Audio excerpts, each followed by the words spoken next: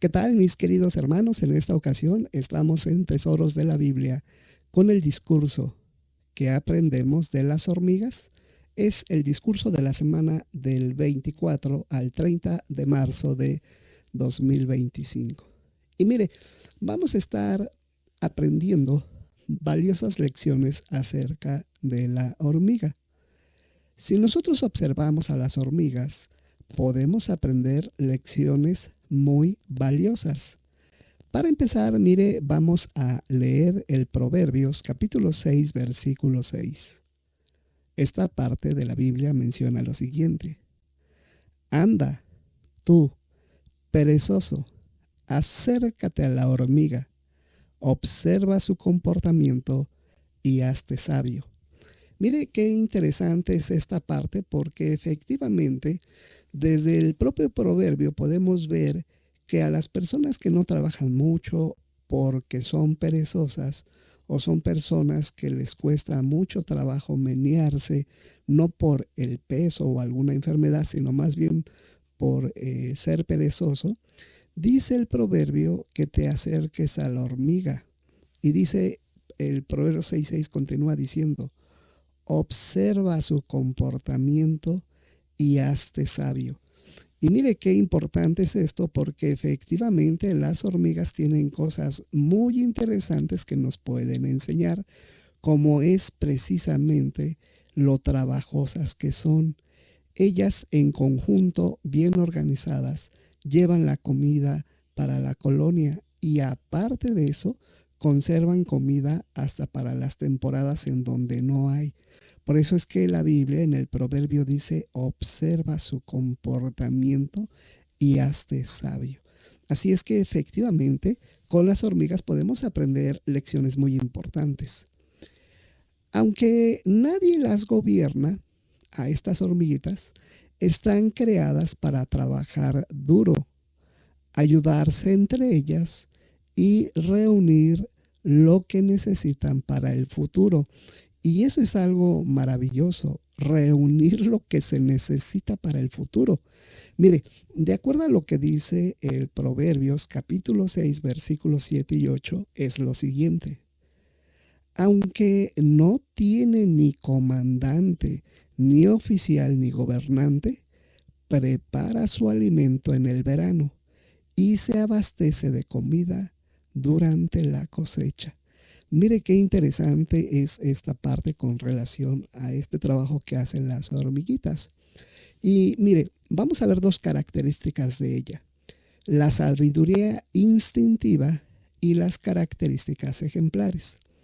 Con relación a la sabiduría instintiva, como es natural, la sabiduría de las hormigas no procede de raciocinio inteligente, sino que es el fruto del instinto con que el Creador las ha dotado. La Biblia dice que la hormiga prepara su alimento en el verano y recoge su abastecimiento en la siega. Una de las especies más comunes que se hallan en Palestina es la hormiga recolectora, que almacena grano en abundancia durante la primavera y el verano, y luego lo utiliza en las demás estaciones, como en el invierno, cuando se hace difícil obtener alimento. Esta hormiga suele encontrarse cerca de las áreas donde hay muchas semillas y grano. Si la lluvia humedece las semillas almacenadas, la hormiga cosechadora las saca al sol para que se sequen. También corta con sus mandíbulas el embrión de la semilla para que ésta no germine mientras está almacenada. Las colonias de hormigas cosechadoras se distinguen por los caminos que estas trazan, así como las cáscaras de las semillas que dejan fuera de la entrada. Y mire, qué interesante es cómo esta hormiguita hace esto.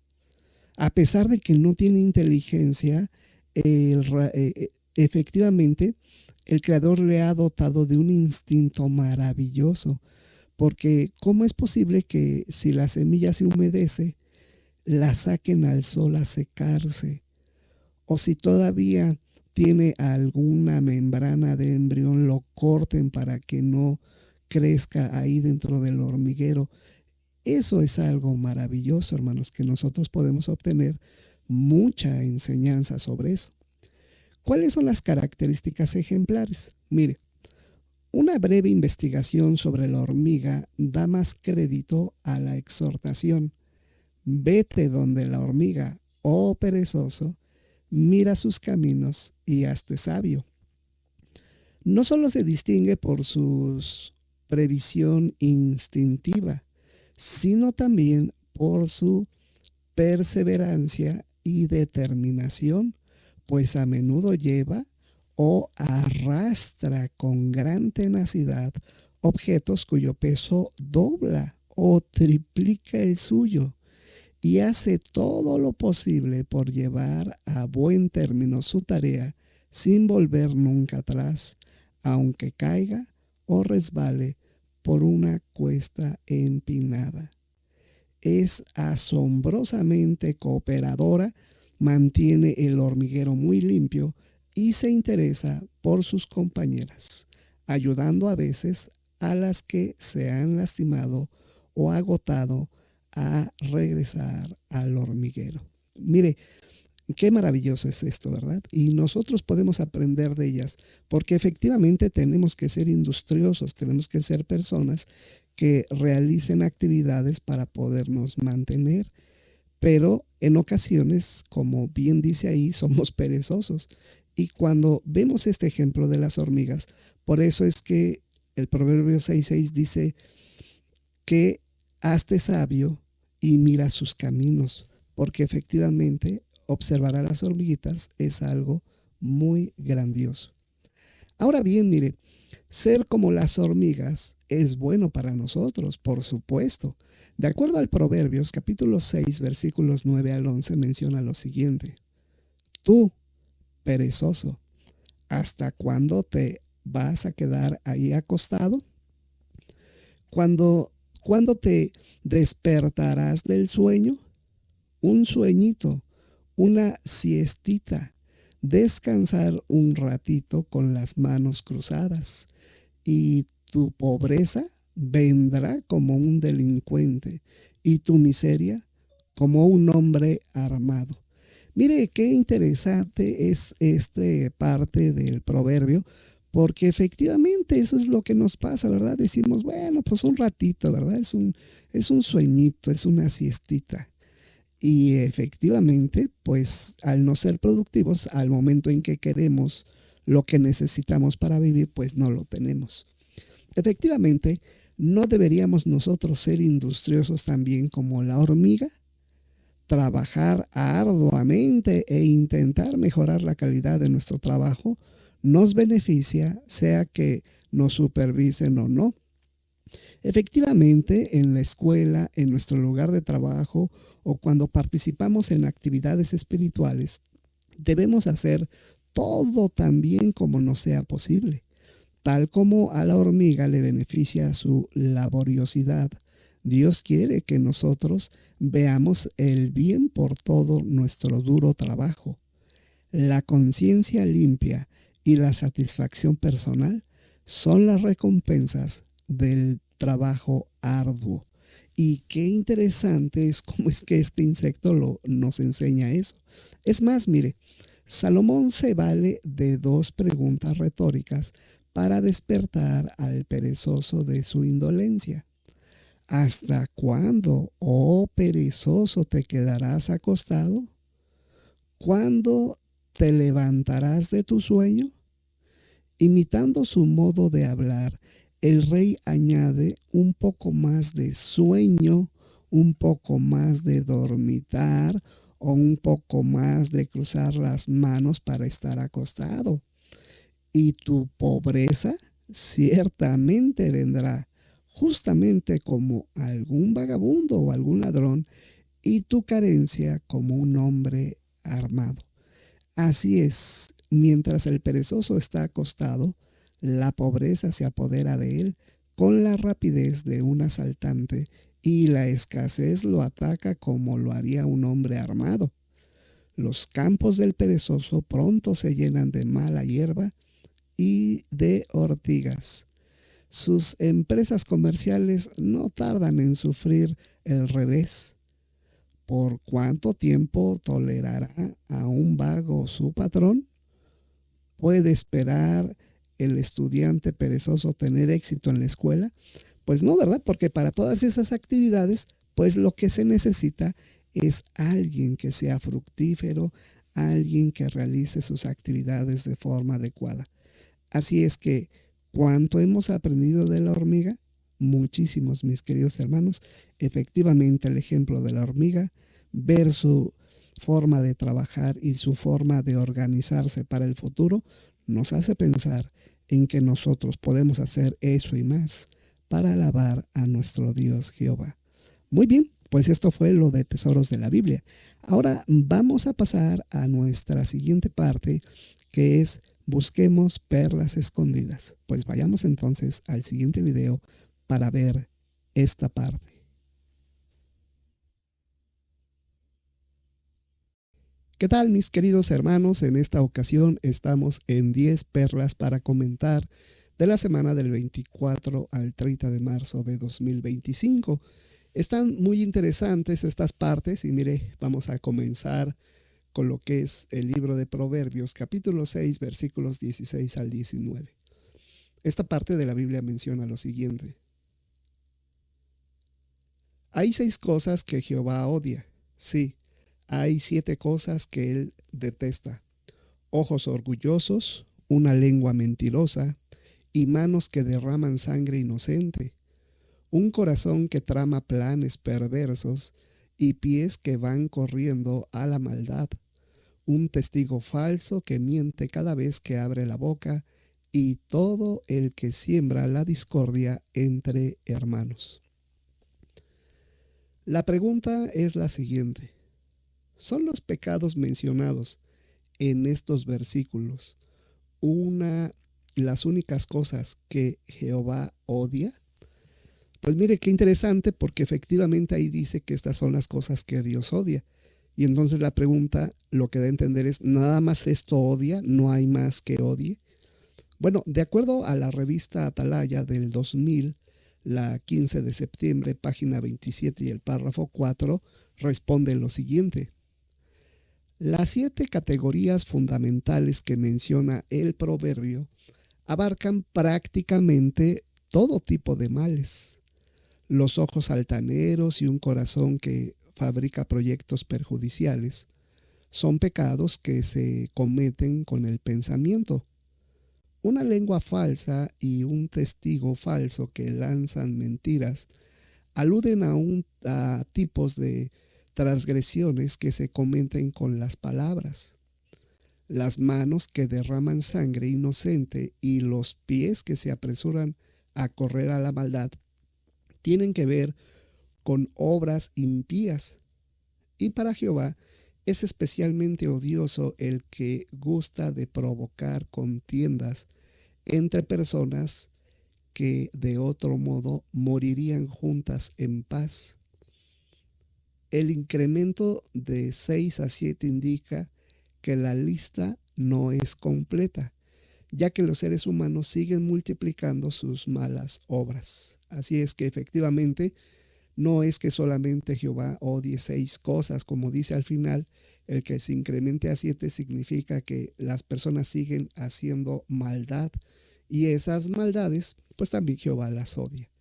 Así es que es muy interesante esta pregunta, pero por supuesto es más interesante la respuesta. Ahora bien, vamos a pasar a la siguiente pregunta.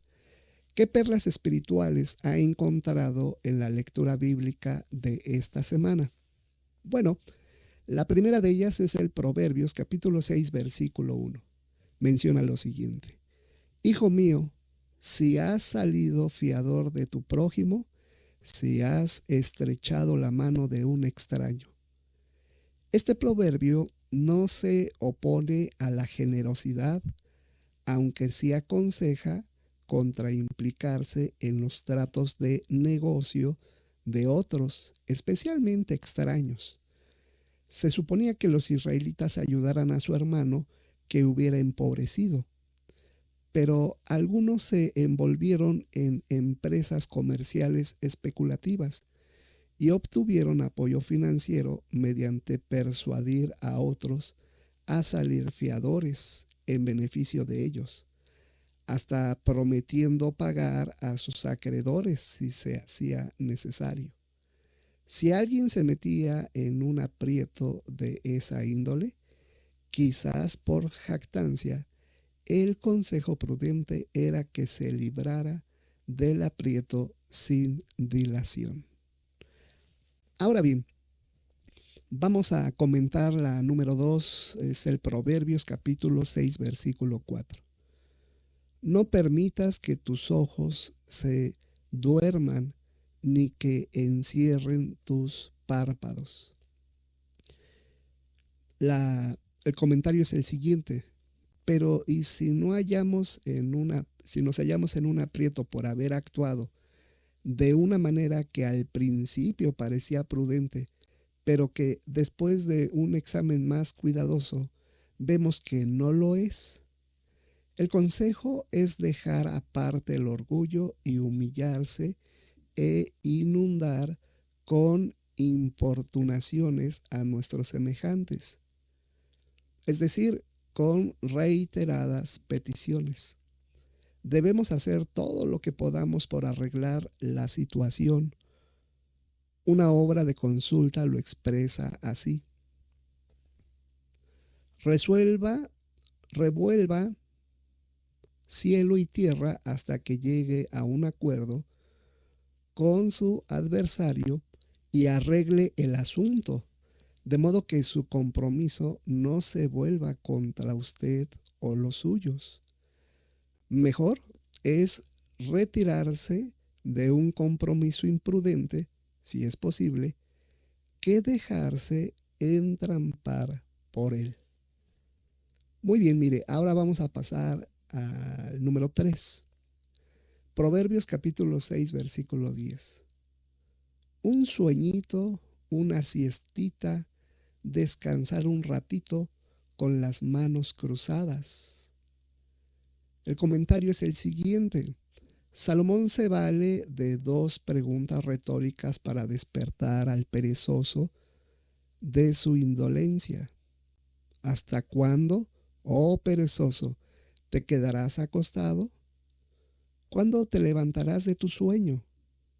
Imitando su modo de hablar, el rey añade: un poco más de sueño, un poco más de dormitar, un poco más de cruzar las manos para estar acostado, y su pobreza ciertamente vendrá justamente como algún vagabundo, y su carencia como un hombre armado.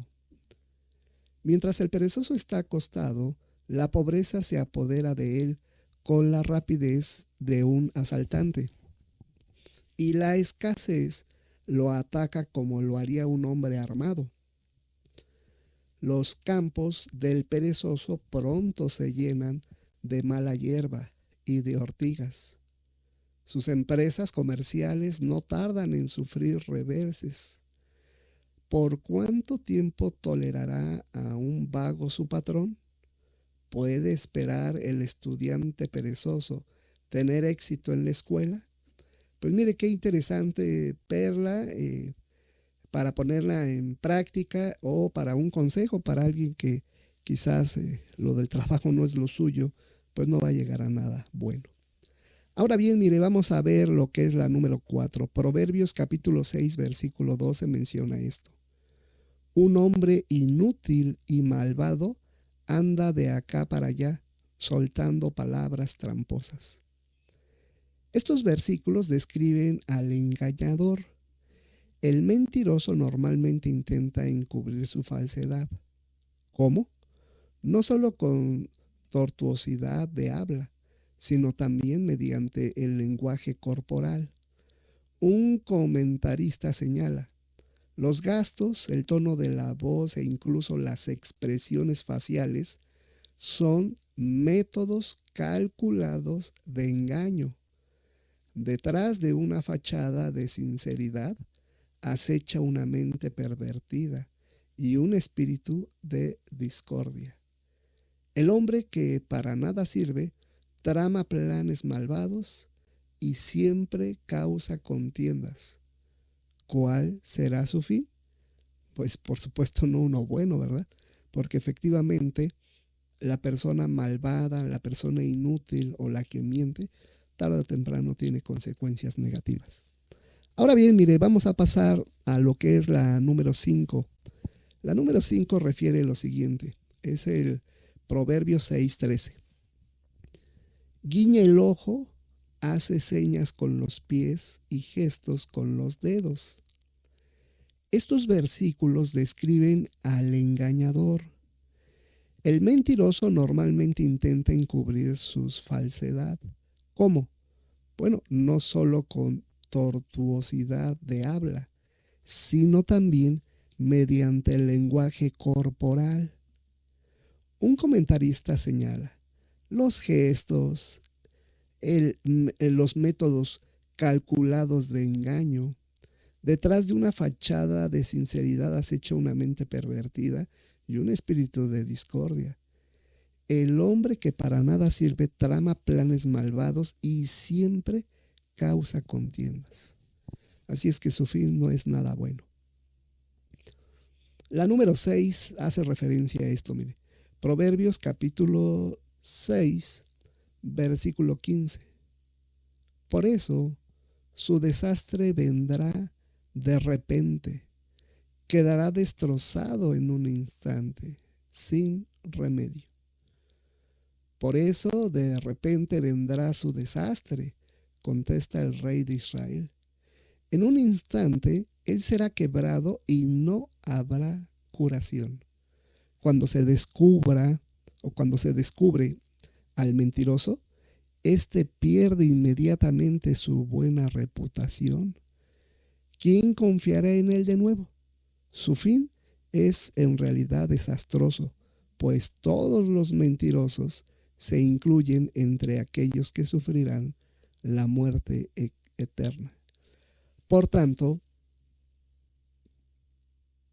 comportémonos honradamente en todas las cosas.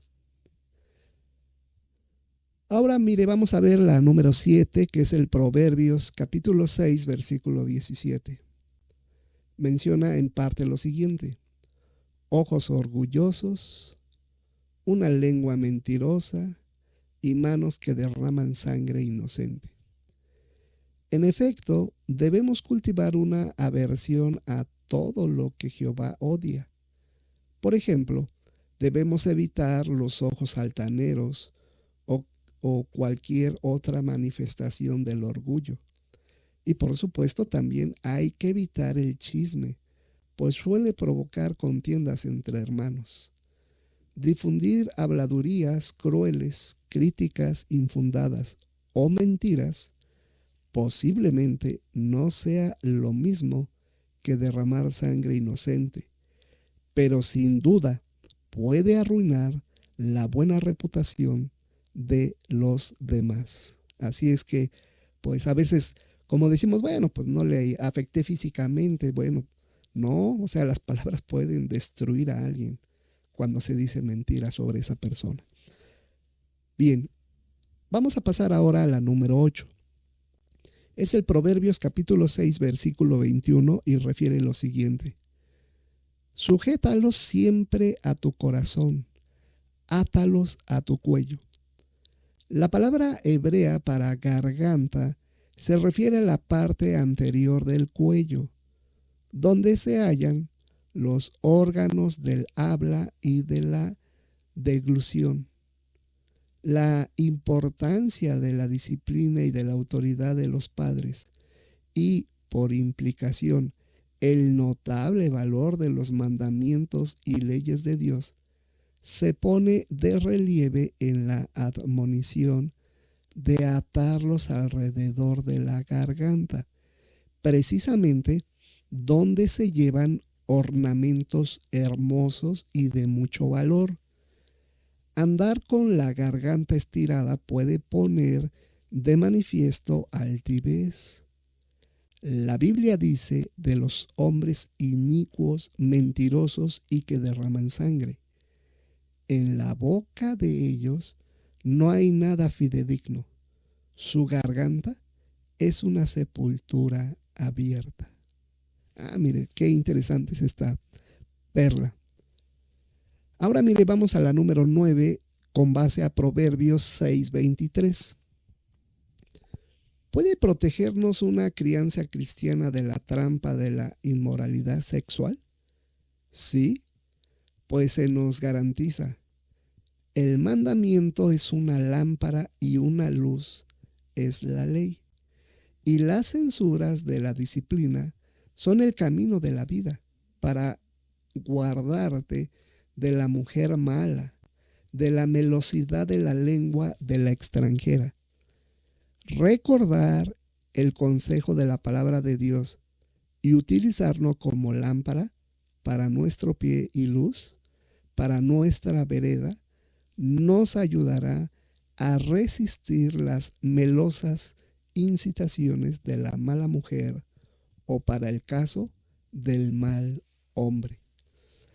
Muy bien, muy interesante. Y ahora vamos a ver la número 10.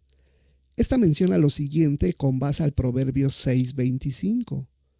No desees su belleza en tu corazón, ni te dejes conquistar por sus ojos provocativos. La esposa adúltera pone en peligro el alma preciosa de su pareja ilícita. Estas palabras dan a entender más que solo el acortamiento de la vida que puede provocar el libertinaje, dice una obra de consulta. El pecador se hace reo de la pena de muerte. En ningún caso debe desear a una mujer así, independientemente de su belleza física. Pues mire, qué interesantes estuvieron estas perlas de esta semana, al igual que la respuesta de la primera pregunta. Esperemos que le sirva a usted para comentar en las reuniones o que le dé la base para hacerlo, ¿verdad? Puede tomar otra o estas, pero componerle, ¿verdad? De tal forma que usted se sienta animada a comentar. Ahora bien, mire, vamos a pasar a la siguiente parte de la reunión, que es las asignaciones en la sección Seamos Mejores Maestros. Bueno, pues vamos a pasar a ella. Le invito a ver el siguiente video. ¿Qué tal? Muy bien, buenas tardes, queridos hermanos. Bueno, pues ya vamos a pasar a la sección Seamos Mejores Maestros. Y tenemos los ejemplos de todos los discursos. Vamos a tener Empiece Conversaciones en las 3 partes. Así es que en esta semana del 24 al 30 de marzo vamos a tener precisamente los temas con relación a el discurso especial y la conmemoración. Bueno, vamos a empezar con el primero, que es Empiece Conversaciones, predicación informal. Es un familiar el cual está inactivo y se le lleva la invitación. Podríamos decir lo siguiente. Buenos días, Juanita, espero te encuentres bien. Hola, Lupita, pues sí, aquí ando apurada para irme al trabajo. Pues sí, el trabajo en estos tiempos es algo importante. Mira, pasé para saludarte e invitarte al discurso especial y a la conmemoración. ¿Cómo ves, Juanita? Pues gracias por invitarme, pero pues ya ves que pues últimamente en este año pues llevo varios meses pues no yendo al servicio y últimamente incluso hasta las reuniones. Sí, prima, lo he visto. Pero la última vez que te invité al servicio me dijiste que te sentías mal por no asistir. Y aunque no te dije nada en profundidad para no abrumarte, recuerdo que te mencioné que pidieras ayudas a los ancianos para que te ayudaran. Pues mira, la verdad no lo hice y aún con todo eso, ellos vinieron a estimularme y a darme consejo. Oh, mira, pues qué interesante. ¿Y sientes que te juzgaron por no asistir al servicio? No, al contrario. Les platiqué que en el trabajo las horas habían aumentado y que eso no me permitía asistir al servicio y ellos me dijeron y me dieron sugerencias, pero mira, la verdad no las he puesto en práctica. Oh, mira, Juanita, al igual que ellos, yo no soy quien para juzgarte, sino para estimularte. Mira, como sabes, vamos a tener un discurso especial y la conmemoración. Así es que te traje tu invitación. Por supuesto, sabes que no necesitas invitación para asistir a estos dos eventos, pero mira, quizás por las prisas del trabajo se te olvide y por eso te la comparto. Ay, Lupita, pues te agradezco mucho tu visita. Mira, sé que estoy pasando por momentos complicados, pero yo sigo amando a Jehová. Así es que te pido que vengas por mí para que vayamos juntas como familia a la conmemoración y al discurso especial. Claro que sí, verás que la información será tu motor de arranque. Yo sé que sí, voy a hacer un gran esfuerzo para retomar el servicio y pues con la ayuda de los ancianos, la tuya y la de Jehová, seguro me encamino de nuevo. Pero pasa, vamos a comenzando con el día y la hora del discurso especial. Por supuesto. Mire, aquí tenemos entonces esta primera parte. Bueno, esperemos que le pueda servir como base para que usted, pues, por un lado pueda dar la asignación, por otro lado, al menos tenga la base de cómo hacerlo o una sugerencia de cómo comenzar o terminar, ¿verdad? Ahí lo tiene usted. Mire, vamos a pasar a la siguiente parte. Igual tenemos 4 minutos, empiece conversaciones, pero esta es una predicación informal y esto tiene que ver con pedir permiso en el trabajo. Mire, le vamos a dar un seguimiento al anterior. Puede decir lo siguiente. Buenos días, Juanita, pasa y siéntate. ¿En qué puedo ayudarte? Buenos días, don José. Mire, quizás lo haya notado, pero estoy tratando de terminar y apurarme con mi carga de trabajo porque necesito pedirle permiso para no asistir el sábado 12 de abril de este año del 2025. Sí, sí he notado que te estás apurando. No sé, quizás tengas algún problema o algo por el estilo. No, en realidad no. Bueno, y entonces, ¿por qué necesitas no asistir ese día? Mire, el sábado 12 de abril, los testigos de Jehová conmemoramos la muerte de Jesucristo y aunque es en la tarde, me gustaría estar ese día sin prisas para llegar a tiempo a la conmemoración. ¿Eres testigo de Jehová? No me lo habías dicho. Sí, don José.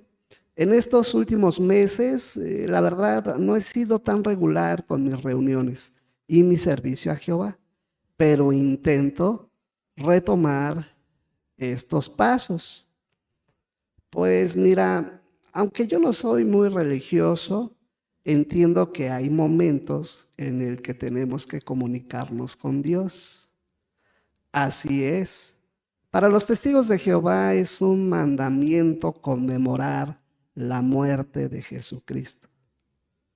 Mira, yo soy enemigo de que las personas se atrasen en su trabajo, pero si para el viernes tienes terminado lo que tendrías que hacer el sábado, pues no tengo ningún problema. Gracias, don José. Oiga, ¿usted ha leído en la Biblia por qué debemos conmemorar la muerte de Jesucristo? Mira, la verdad, no. Como te dije, soy muy poco religioso. Bueno, quizás leer por qué se debe recordar su muerte le ayude a entender a personas como nosotros. ¿Le parece si al finalizar la jornada le comento un poco? Está bien. Mire, aquí tenemos entonces la segunda. Y es interesante porque en esta, ella está pidiendo permiso para asistir a la conmemoración. Pues ya que su prima la invitó y que se siente con ganas de retomarlo, pues ahora incluso hasta está pidiendo permiso para que pueda asistir a la conmemoración. Ahora vamos a ver la número tercera, la presentación, que también es una conversación informal, pero es invitando a alguien en el trabajo. Y bueno, si ya Juanita le pidió permiso a su jefe para no asistir, pues podría estar invitando a su propio jefe. Mire, vamos a verlo. Bueno, don José, usted, aunque no es muy religioso, menciona que veía películas religiosas y las escenificaciones de la muerte de Jesús en la televisión, ¿cierto? Así es. Eso quiere decir que, aunque no es muy religioso, sí cree en Dios. Por supuesto, Juanita. La verdad, yo sí creo en Dios, pero en la gran mayoría de las veces, por el negocio, no me da tiempo de nada más. Claro, lo entiendo. Mire, los testigos de Jehová tomamos muy en serio las palabras registradas en el Evangelio de Lucas, capítulo 22, versículo 19. ¿Cree que pueda leer esta parte de la Biblia? Claro. A ver, menciona lo siguiente. Después tomó un pan, le dio gracias a Dios, lo partió, se lo dio a ellos y les dijo: esto representa mi cuerpo que será dado en beneficio de ustedes. Sigan haciendo esto en memoria de mí. Lo notó al final, dice, sigan haciendo. Sí, es muy interesante, la verdad. No lo había escuchado en las películas que he visto sobre esas fechas. Así es. Por eso le quiero dar esta invitación para usted y su familia. Y aunque sé que siempre está ocupado en el negocio, pues a mí me pasó algo similar. Y una prima me dijo que ella no estaba para juzgarme, sino para estimularme. Gracias. Oye, pero esta invitación dice que es el domingo 12 de abril y tú me pediste permiso para el 6 de abril, que es sábado. Así es, porque como ve, en la invitación el sábado 6 de abril se da un discurso especial. Una semana previa a la conmemoración, y este discurso especial habla sobre temas de enseñanzas prácticas para nuestros tiempos, y en esta ocasión el discurso se titula ¿Es posible encontrar la verdad? ¿Y cuánto dura el discurso? Pues mire, la reunión dura alrededor de 2 horas, pero el discurso dura media hora y nos prepara el corazón previo a la conmemoración. Pues mira, suena interesante. Mire, don José, sé que para un empresario el tiempo es oro, pero cuando llegue a su casa, lea en su Biblia lo que menciona el Evangelio de Lucas, capítulo 12, versículos 16 al 31.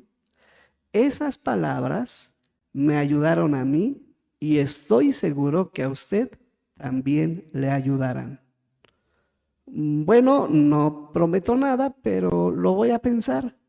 Y claro que voy a leer el pasaje que me recordaste. Bueno, don José, si necesita más información sobre la invitación, pues estoy para servirle.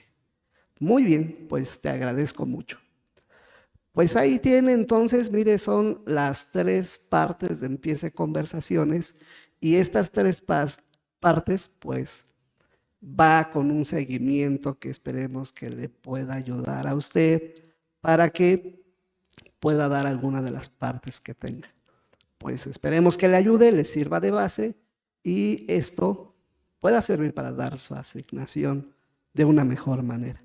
Bueno, pues vamos a pasar ahora a nuestra siguiente parte, donde en la reunión de servicio vamos a tener el estudio bíblico de congregación y un tema de un discurso muy interesante. Vamos a pasar por él.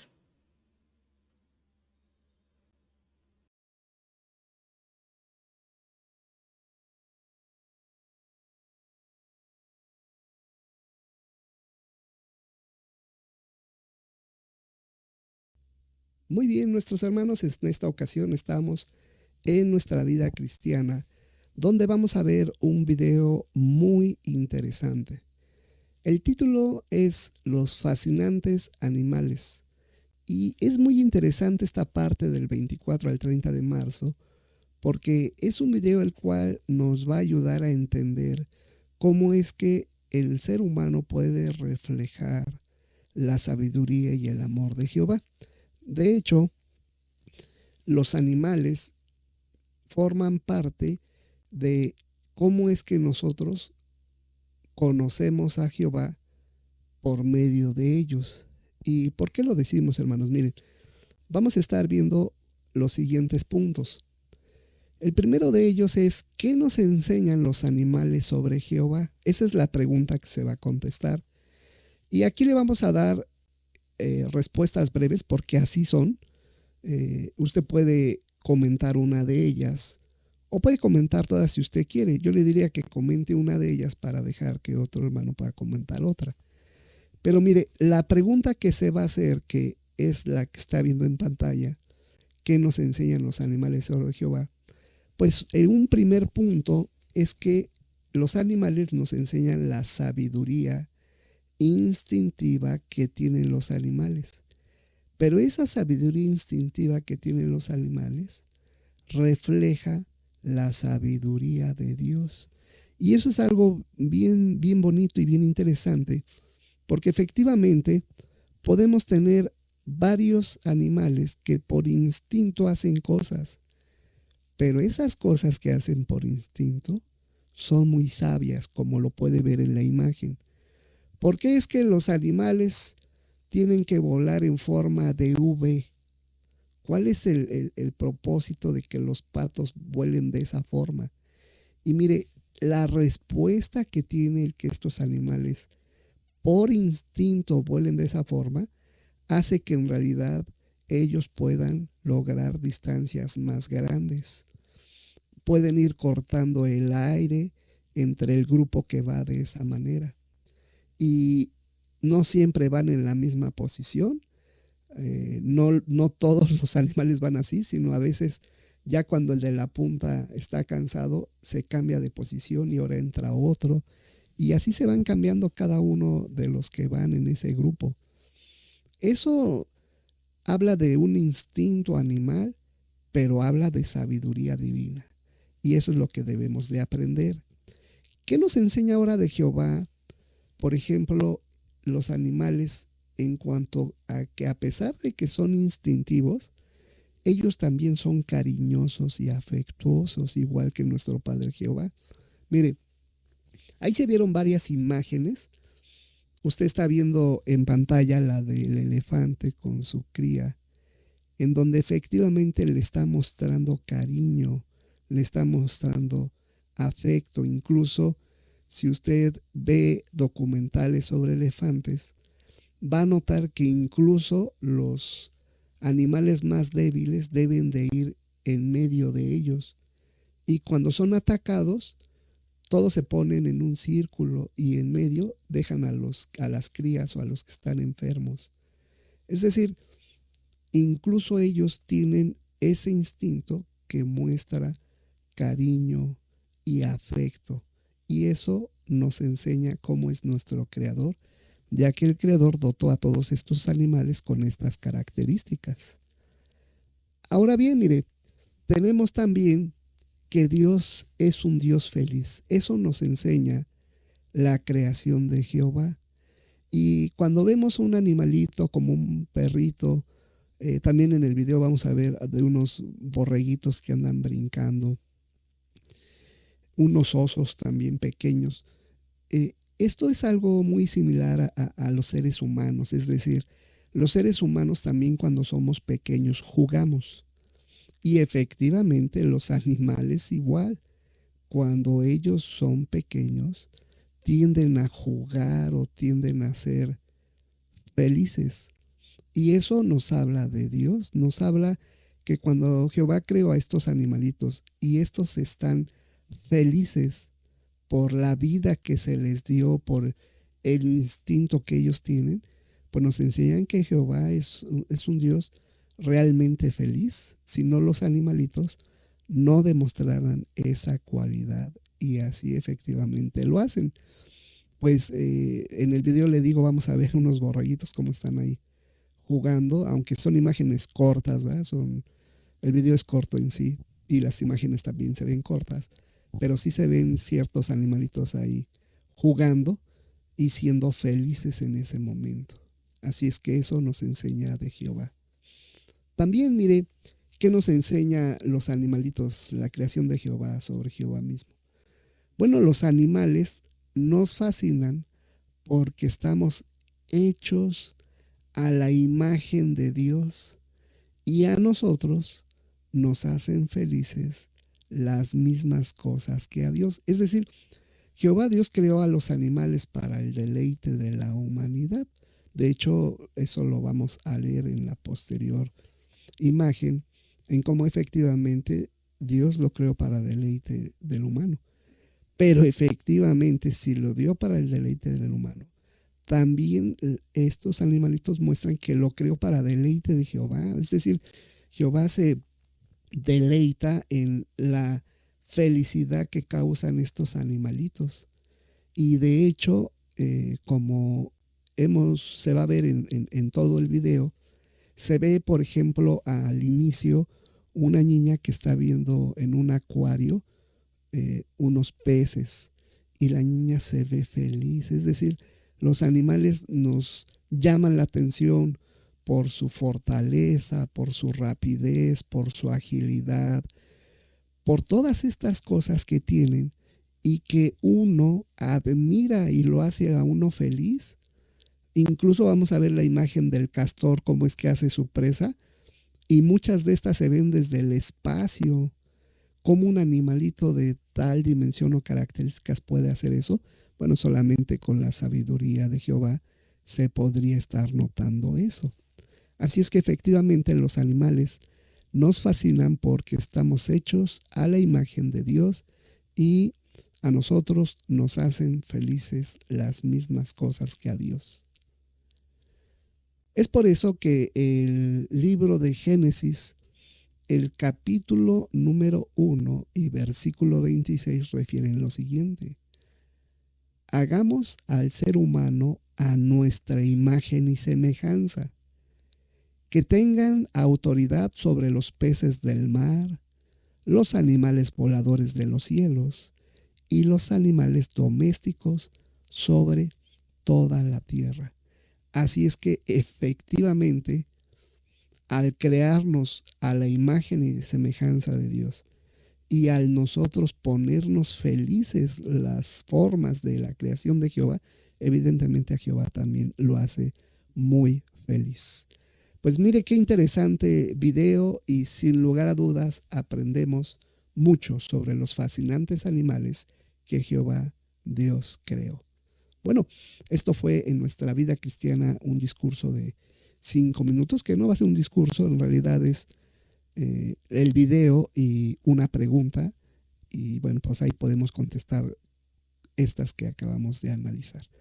Pues es momento de pasar al estudio bíblico de congregación. Lo invitamos a que vea el siguiente video con relación a dicho estudio.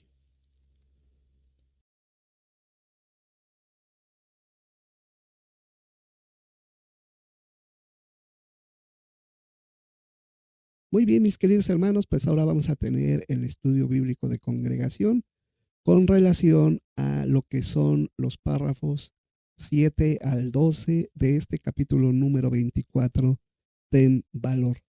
Es muy interesante y vamos a pasar al estudio del mismo con lo siguiente, en este caso, las preguntas 7 y 8.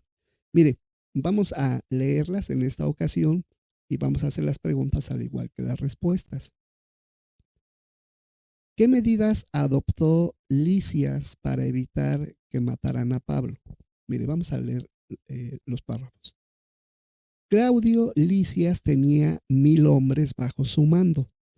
Así que en cuanto se enteró de que planeaban matar a Pablo, ordenó que 470 soldados lanceros y jinetes salieran esa misma noche de Jerusalén y llevaran a Pablo a Cesarea, de la sede del gobierno romano en Judea. Allí lo dejarían sano y salvo en manos del gobierno o del gobernador Félix. Aunque en esa ciudad vivían muchos judíos, la mayoría de sus habitantes eran gentiles. Además, era una ciudad mucho más estable que Jerusalén, donde había muchos disturbios motivados por el prejuicio religioso. También era la sede de las fuerzas militares romanas de Judea. Tal como mandaba la ley romana, Lisias le enviaba una carta a Félix para explicarle el caso. Mencionaba que cuando se enteró de que Pablo era ciudadano romano y los judíos estaban a punto de matarlo, decidió rescatarlo y agregaba que no lo consideraba culpable de nada que mereciera la muerte o a las cadenas de prisión. Pero como había descubierto que planeaban matarlo, había decidido enviarlo a Cesarea para que Félix pudiera escuchar a quienes lo acusaban y él mismo tomara una decisión. Mire, es interesante esta parte porque ahora la pregunta menciona, ¿qué medidas adoptó Lisias para evitar que mataran a Pablo? Bueno, de hecho el párrafo 7 menciona lo siguiente. Dice que él tenía 1000 hombres bajo su mando. Así que en cuanto se enteró de que planeaban matar a Pablo, ordenó que 470 soldados, lanceros y jinetes salieran esa misma noche de Jerusalén y llevaran a Pablo a Cesarea, la sede del gobierno romano en Judea. Allí lo dejaría sano y salvo y en manos del gobernador Félix. También se menciona que este lugar era más tranquilo en relación con Jerusalén.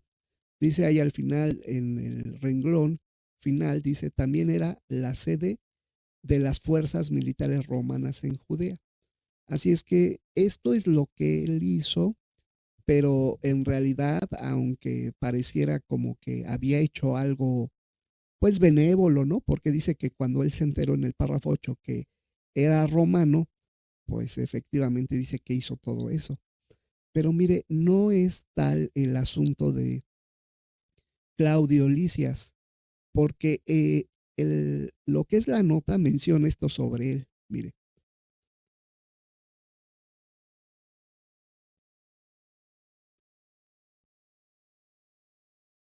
dice lo siguiente. Tertulio dijo que gracias a Félix había mucha paz en la nación, pero la verdad es que el periodo que gobernó Félix fue el más violento que hubo aparte de cuando los judíos se rebelaron contra Roma. También dijo que los judíos sentían una inmensa gratitud por las reformas que Félix había hecho, pero la realidad es que la mayoría de los es que la mayoría lo despreciaba porque era un tirano y por la brutalidad con la que frenaba los levantamientos. Es decir, en realidad no era una perita en dulce, no era una persona como lo quiere dar a entender, en que cuando él lo llevó ante el gobernador, entonces dijo él, no, pues yo hice todo esto por Pablo, pero como pudimos notar en la nota, pues efectivamente no, era una persona muy violenta y que hacía las cosas a su manera.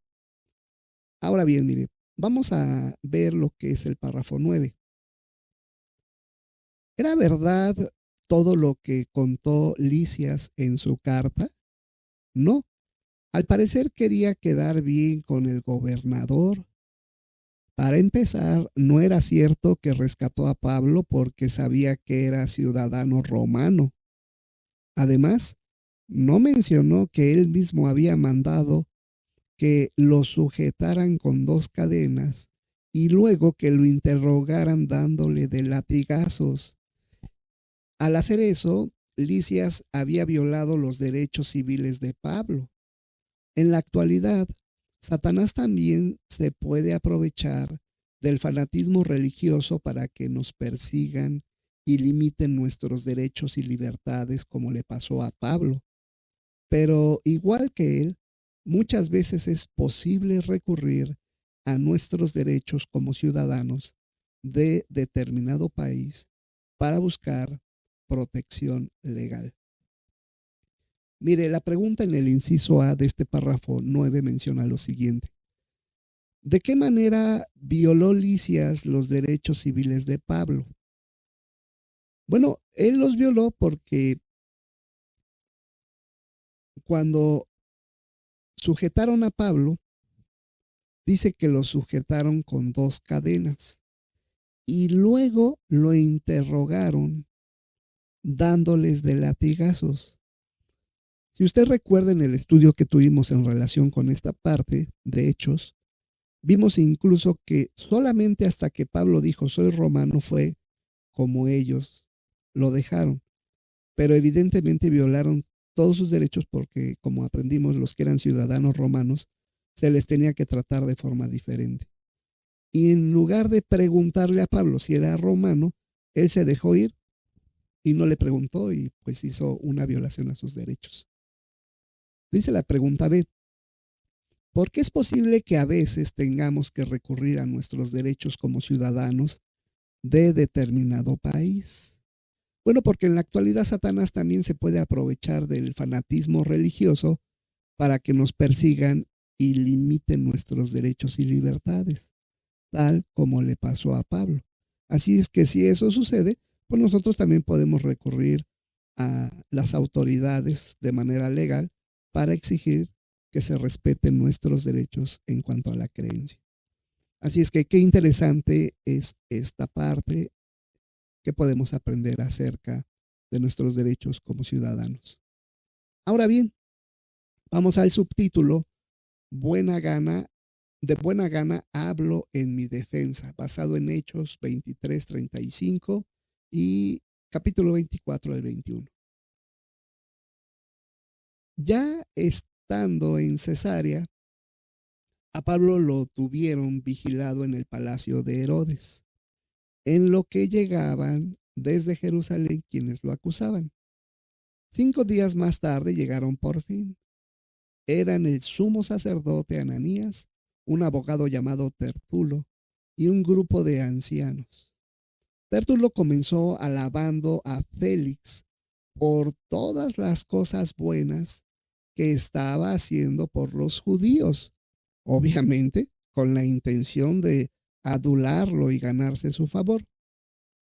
Luego fue directo al grano y describió así a Pablo. Este hombre es una plaga, promueve rebelión entre todos los judíos por toda la tierra habitada y es un cabecilla de la secta de los nazarenos. También trató de profanar el templo, así que lo arrestamos. Los demás judíos se unieron al ataque, asegurando que todo era verdad. Promover rebeliones, ser el cabecilla de una secta peligrosa y profanar el templo eran acusaciones tan graves que podía castigarse con la pena de muerte. Dice, ahora tenemos esta parte y dice la pregunta lo siguiente. ¿Qué graves acusaciones se hicieron contra Pablo? Bueno, lo que dijeron el sumo sacerdote Ananías junto con los ancianos y los que iban con ellos fue lo siguiente. Dice que este hombre era una plaga. Promueve rebeliones entre todos los judíos por toda la tierra habitada y es un cabecilla de la secta de los nazarenos. también trató de profanar el templo y es por eso que ellos pues lo arrestaron. Esto es algo falso, hermanos. Es una acusación falsa que se estaba haciendo contra Pablo. Y era grave porque incluso se menciona que éstas podían causarle la muerte. Ahora bien, mire, estos, el sumo sacerdote y los ancianos fueron con Félix y dice que ellos pues como que lo aludieron para que Félix actuara a favor de ellos. Pero mire, aquí en la nota se menciona lo siguiente. Tértulo dijo que gracias a Félix había mucha paz en la nación. Y ya vimos que eso era mentira. Pero la verdad es que en el periodo del gobierno de Félix fue el más violento que hubo, aparte de cuando los judíos se rebelaron contra Roma. También dijo que los judíos sentían una inmensa gratitud por las reformas que Félix había hecho, pero la realidad es que la mayoría lo despreciaba porque era un tirano y por la brutalidad con la que frenaba los levantamientos. Así es que eso de que Félix era una blanca paloma era totalmente mentira, simplemente lo hacían para eludirlo. Ahora bien, mire, vamos a los párrafos 11 y 12 y estos mencionan lo siguiente. ¿Cómo se defendió Pablo? Bueno, ahora le tocaba a Pablo defenderse. A continuación, a Pablo se le permitió tomar la palabra. Comenzó diciendo, de buena gana habló en mi defensa. Luego, negó por completo que hubiera profanado el templo y promovido algunas rebeliones. Añadió que, de hecho, llevaba muchos años fuera de Jerusalén, donde había vuelto para traerles donativos a los cristianos que por culpa del hambre y la persecución se habían quedado pobres. Dejó claro que cuando entró en el templo estaba ceremonialmente limpio y que siempre se había esforzado por mantener la conciencia limpia ante Dios y ante los hombres. Por eso sí, Pablo reconoció, siguiendo el camino que ellos llaman secta, estoy dándole servicio sagrado al Dios de mis antepasados. Al mismo tiempo, destacó que creía todas las cosas expuestas en la ley y escritas en los profetas, y que, al igual que muchos de sus acusadores, tenía la esperanza de que iba a haber una resurrección tanto de justos como de injustos. Entonces les reclamó lo siguiente: que los hombres aquí presentes digan de qué me hallaron culpable cuando estuve ante el Sanedrín, salvo que grité allí en medio. Hoy se me está juzgando ante ustedes debido a la resurrección de los muertos. Mire, esto fue muy interesante porque pues le estaba dando a entender que lo estaban acusando por algo que ellos mismos creían. Mire, Pablo era muy inteligente al momento de defenderse. Dice, ¿cómo se defendió Pablo? Bueno, ahí vimos lo que ya leímos, que él en primer lugar, dijo Pablo, no estaba en Jerusalén, sino que trajo dinero, el donativo, para los cristianos que estaban pasando la mala ahí en Jerusalén. También dejó claro que cuando entró al templo ceremonialmente estaba limpio y que siempre se había esforzado por mantener la conciencia limpia ante Dios y ante los hombres. Pero lo que es más, dice que él seguía una secta y que era el cabecilla de ella. Dice, estoy dándole servicio sagrado al Dios de mis antepasados, porque eso mismo hacían ellos, así es que no podían acusarlo de algo que ellos mismos hacían. Al mismo tiempo destacó que creía todas las cosas expuestas en la ley y escritas por los profetas y que al igual que muchos acusadores de los que estaban ahí, tenían la esperanza de que iba a haber una resurrección, tanto de justos como de injustos. Y dice que cuando se les juzgó a Pablo, se les juzgó por eso, pero no podían juzgarlo por algo que ellos mismos creían. Así es que la defensa de Pablo fue muy interesante con relación a ese momento que estaba pasando.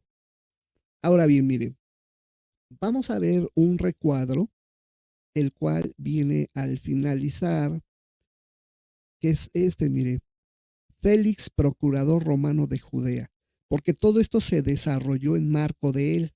Entonces, ¿quién era Félix? Mire, ya vimos en la nota que en realidad no era una buena persona, al contrario, era un malvado, pero en realidad a todo esto se tuvo que enfrentar Pablo. Mire, hacia el año 52 de nuestra era, el César Claudio nombró procurador o gobernador de Judea a Antonio Félix, que era uno de sus favoritos. Félix, igual que su hermano Palas, había sido un esclavo de la familia del emperador y fue liberado. Nunca antes se había nombrado gobernador con autoridad militar a un esclavo. El historiador romano Tácito señala que como Palas tenía mucha influencia sobre el emperador, a Félix le parecía que podía cometer toda maldad sin castigo. También explica que como gobernador ejerció el poder de un rey con el espíritu de un esclavo, recurriendo a toda clase de crueldades y laxivias. Durante su gobierno se casó con Drusila, que era hija de Herodes Agripas I, después de seducirla y convencerla de que dejara a su esposo. Además, fue corrupto y manejó el caso de Pablo de forma ilegal, pues esperaba recibir soborno de él. Félix era tan corrupto y cruel que en el año 58 el emperador Nerón le ordenó que volviera a Roma. Detrás de él fue un grupo de judíos para acusarlo de todas las cosas malas que había hecho en su gobierno, pero parece que su hermano consiguió salvarlo del castigo. Así es que este recuadro nos deja ver quién era Félix, con quien Pablo pues ahora se estaba enfrentando y no enfrentando todavía en el sentido malo, porque de hecho se lo llevaron para que pues viera el asunto de Pablo, pero era toda una personalidad este hombre y a veces así es, uno se enfrenta a autoridades que tienen estas características, así es que pues hay que tener mucha paciencia porque a veces para poder solicitar nuestros derechos de ciudadano, a veces tenemos que enfrentarnos a este tipo de personalidades. Bien, hermanos, pues este fue el estudio bíblico de congregación. Fue muy interesante todo lo que aprendimos en relación con el apóstol Pablo y cómo es que en realidad esto nos enseña a que nosotros también tenemos que enfrentarnos a situaciones que a veces por querer solicitar nuestro derecho de ciudadanía y los derechos que tenemos sobre asuntos que tenemos que tratar, pues tenemos que hacerlo, pero en ocasiones nos vamos a encontrar con personajes como Félix, como lo analizamos en esta parte. Pues entonces este es el estudio bíblico de congregación y bueno, pues esta fue esta reunión, esta fue la última parte de la reunión entre Semana de Vida y Ministerio Cristiano del 24 al 30 de marzo. Esperemos que todas las partes le sirvan para que usted pueda comentar en las reuniones. Le deseo que tenga un buen día.